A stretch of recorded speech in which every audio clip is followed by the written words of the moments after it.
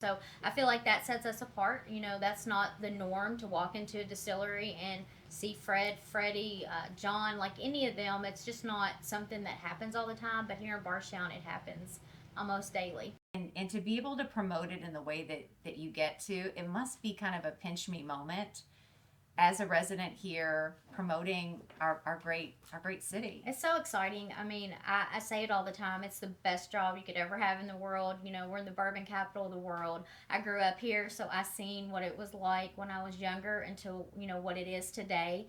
And it's just, you know, sometimes I just want to, you know, cry because it's just such a beautiful town and that we get to represent it every single day.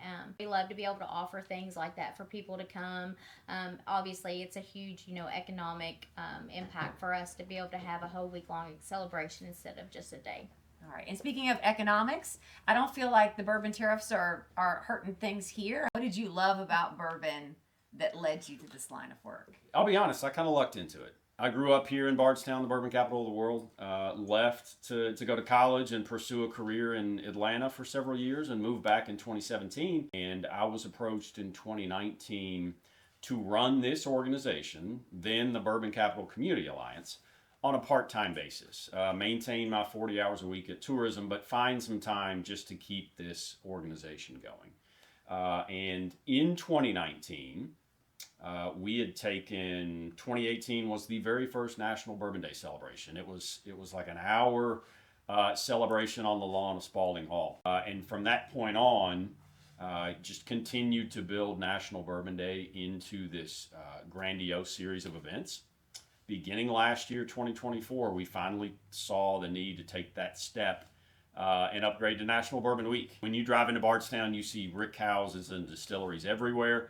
Busick Construction has built most of those, so we always appreciate their support at this time each year. I never get tired of that scene when you drive in and you see all It's those pretty brick cool. houses. It is. It's Yep. like you're here. You're here in the bourbon capital of the world.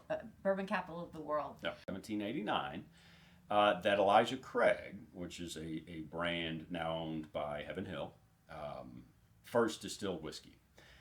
So June 14, 1789, that is why now June 14 each year is known as National Bourbon Day. And so much of Bardstown and Kentucky and Virginia before it was Kentucky was built on bourbon.